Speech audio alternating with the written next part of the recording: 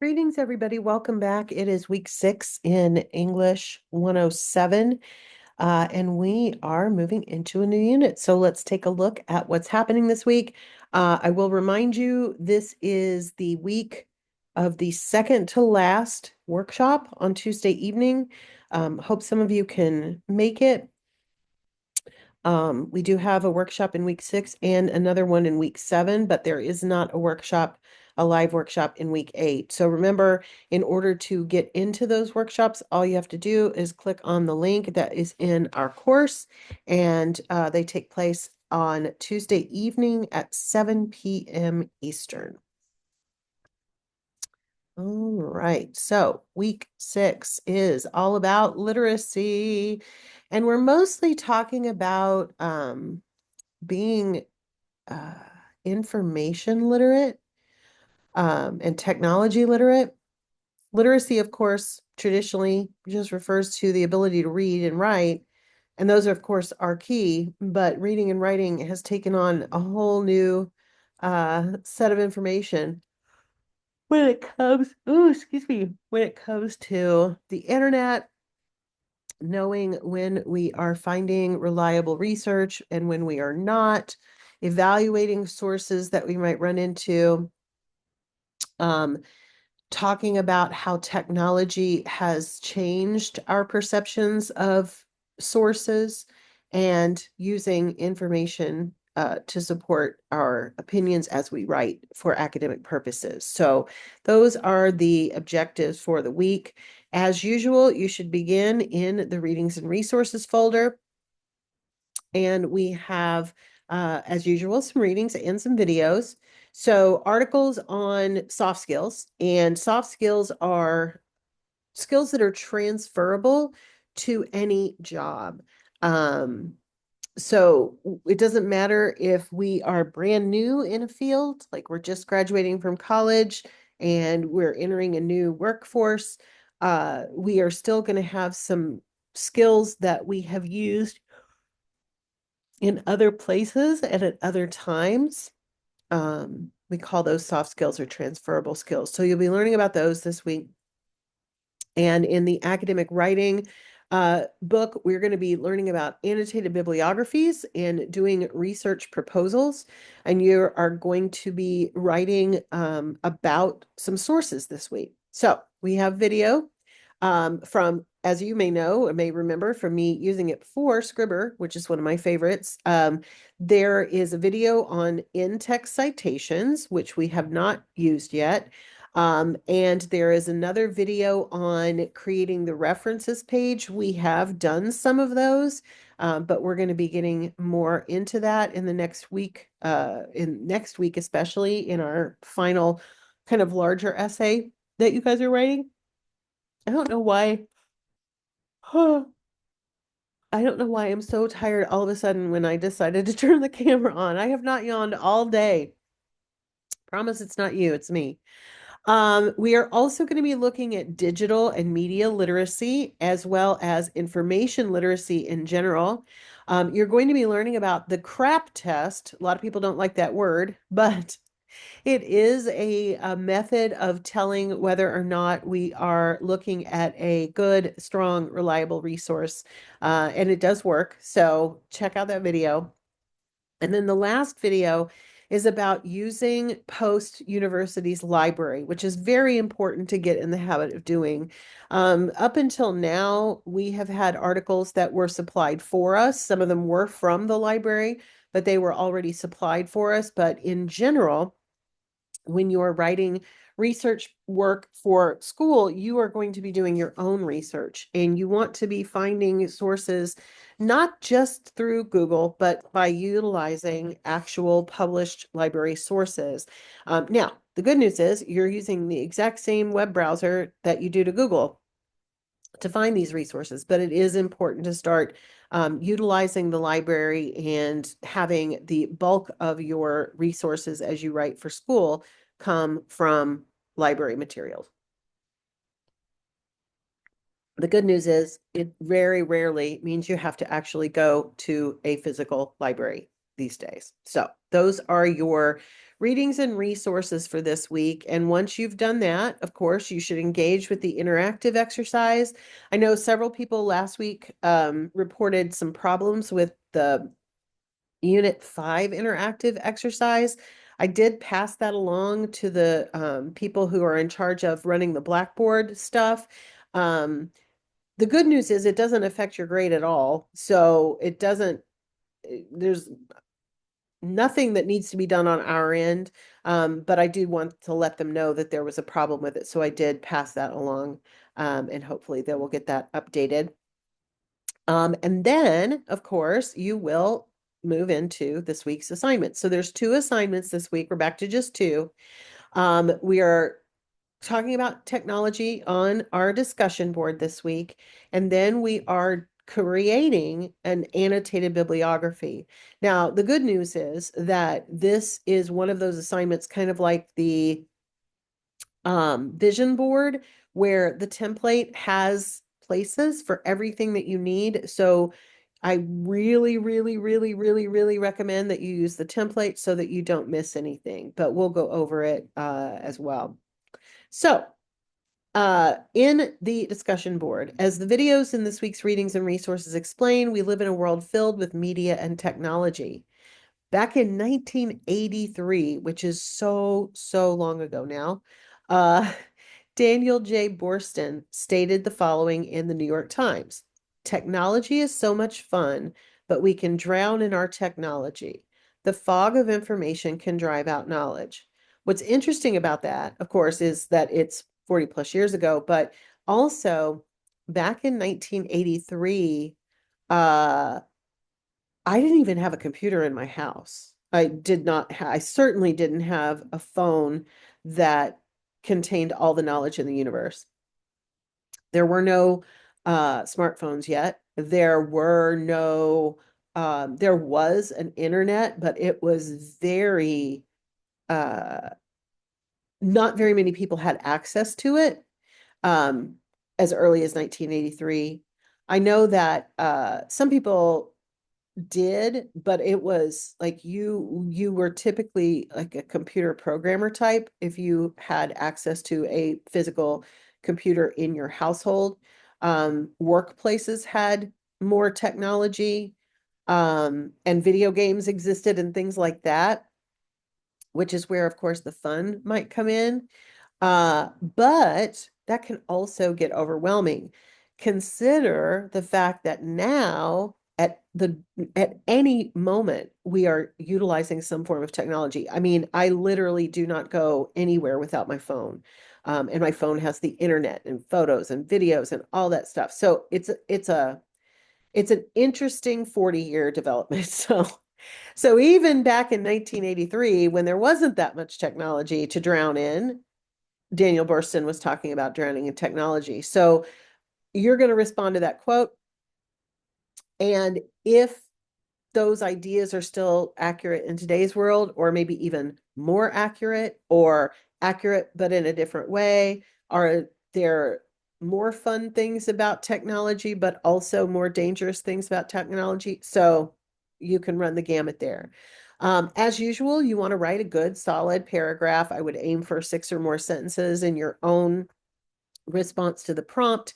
And then, of course, before the end of the week, you need to respond to your peers as well, reply to their ideas, or share some additional thoughts about the benefits and drawbacks of technology as it relates to learning and knowledge. Of course, you're in a fully online program, so you are learning through technology. Feel free to bring in, of course, personal examples, information from the readings and resources, whatever you feel is relevant. Remember, when you are responding to others, you need to do so during this week. So before Sunday at the end of the week, and you need to have at least 3 to 5 sentences in those responses as well. Try asking some questions, getting some discussion going, and make sure that you respond to any questions that are posed to you, especially if I ask you a question. One of the things that I do each week is try to get you to get the most points that you can. And so if for some reason your initial response maybe needed some more detail or didn't answer part of the prompt, I will prompt you for that. So make sure that you are paying attention when anybody asks you a question, but especially me, because I do it intentionally.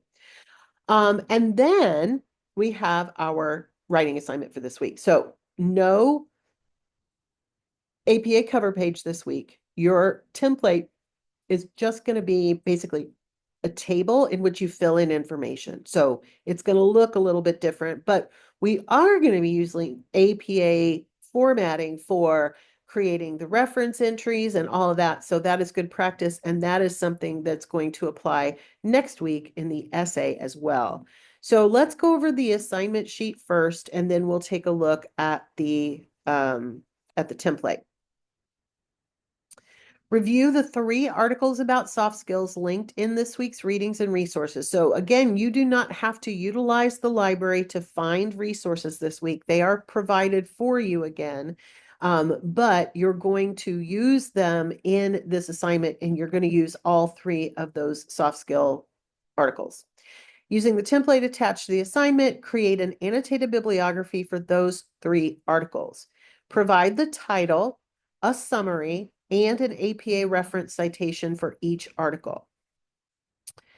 You're going to be able to use the reference citations that are there. The reference citations are already there. I'm also going to show you how to use Scribber.com, which we have talked about before, to create your own full APA citations, because it is a skill that you're going to need kind of especially as you go forward in academics. But even next week, we'll be utilizing a little bit more of that technology.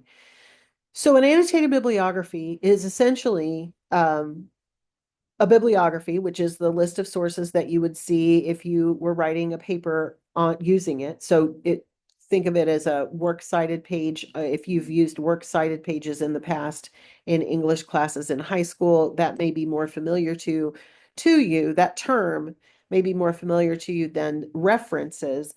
They mean the same thing. So in MLA format, which is what high school English traditionally uses, we call it a works cited list because it means the works that were cited in that particular paper. And APA uses the term references for all of the resources that are referenced in the document. So it literally means the same thing. But they are called different things depending on what style. There's also the more general term bibliography, which refers to any list of sources. And sometimes you might even turn in what's called a full bibliography, where even if you didn't end up using the source, but you found it while you were doing your searching, you might still include it on there.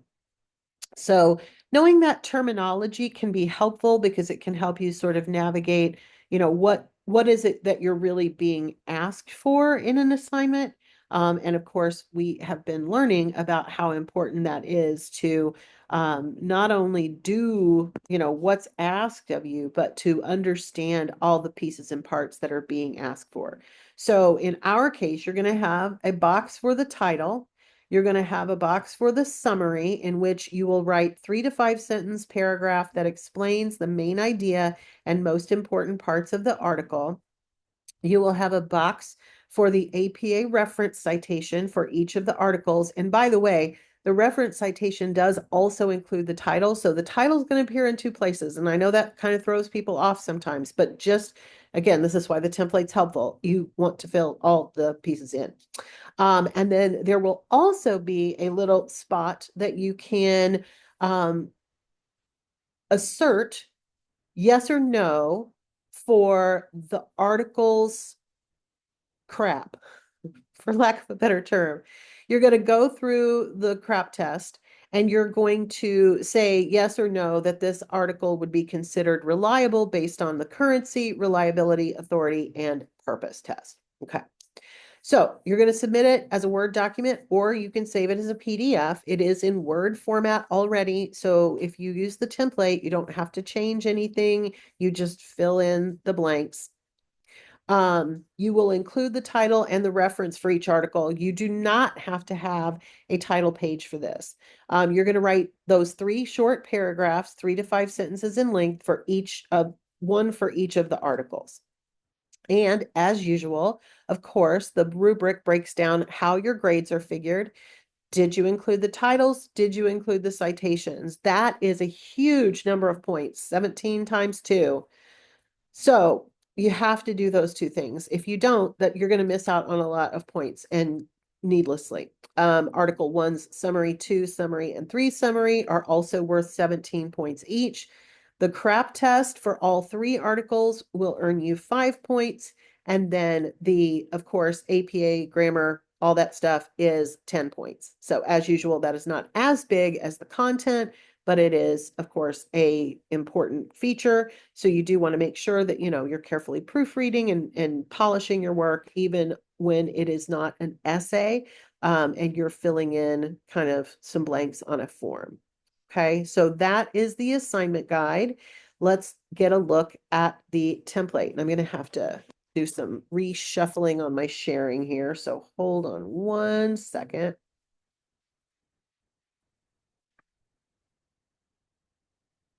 Oops. Sorry, I'm clicking the wrong things. Oh, wait, I didn't open it yet. Okay, hold on. Sorry, guys.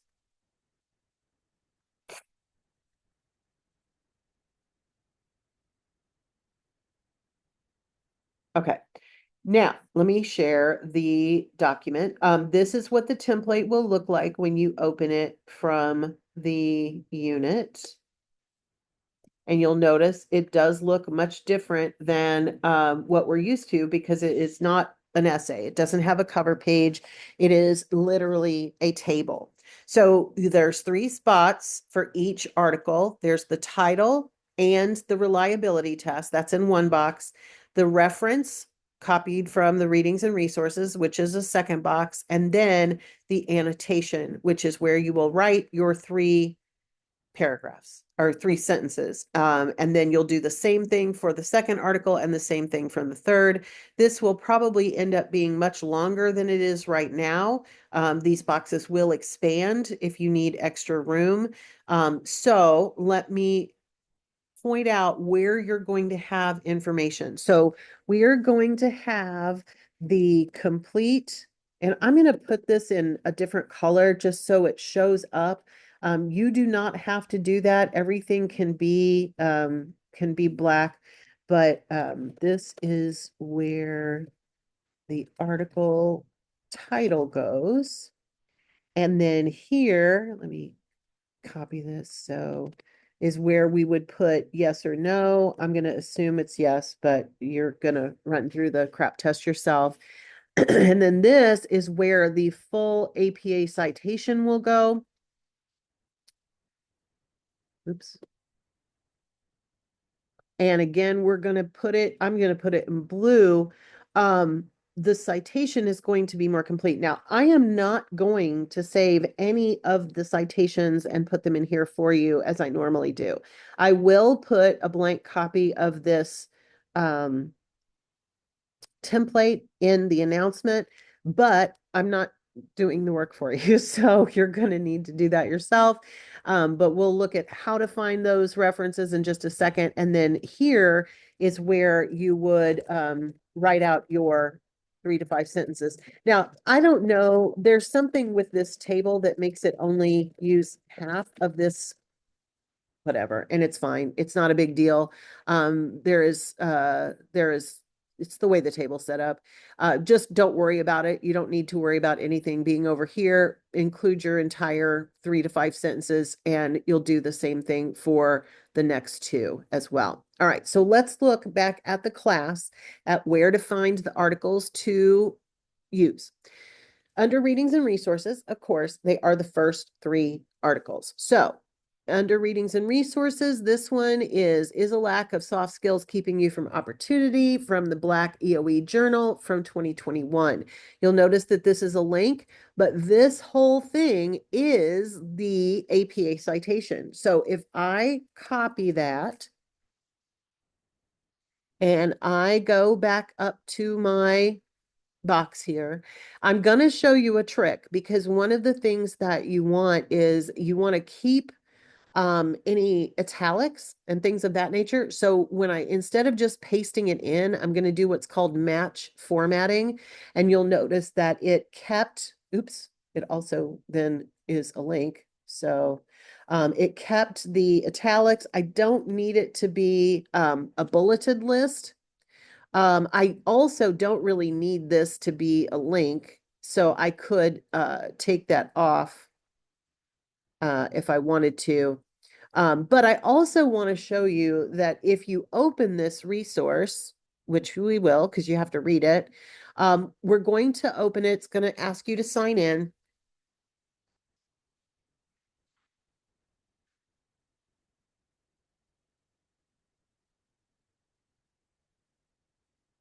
And you will be able to access the full article by clicking on this, Access Now PDF. So when you go to read the article, you'll click on the PDF and it will open the article for you, and then you'll be able to read it. It will look just like it did in the original journal, because of course this is a PDF, so it's a scanned page. You'll notice they're not terribly long, but you'll read this and then you will do the summary and perform, of course, the crap test. So in the library information, I'm going to go back one. I want to show you that when you are in library sources, there is a way to get the citation here as well. Notice when I hover over this, it says cite. So I'm going to click on that. And the default is not APA. So I will need to select the right style. So we're going to choose APA. And you'll notice this looks just like the one from the thing, although it doesn't have the title in link form. So this might actually even be better, but I am going to use paste and match formatting again. And then again, this is what's going to feel weird, but this title needs to appear both places. So I don't know why this thing is not, it doesn't want to, I'm just going to type it over here. So this is where we would write, is a lack of soft skills keeping you from opportunity? Title. Okay. So you want 4 things that you are actually putting in here: the citation, the title, whether or not you found it reliable, and then your 3 to 5 sentence summary. Okay. So that's what's going to go in each of those 3 boxes. I think at least one of the articles is a web-based article. So let me pull that one up because I want to show you using, yeah, this one for sure is. I want to show you how easy it is to use Scribber. Notice that this did not make me sign in to the library. So this is directly on the internet. So I'm going to copy this URL and I'm going to open scribber.com and I'm going to use the citation generator. Paste that in and hit the cite button.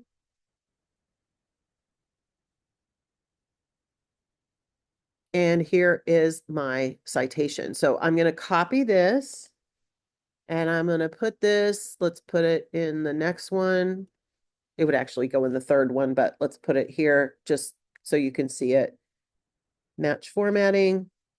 You can drop that a line if you want to, so it shows up a little bit better.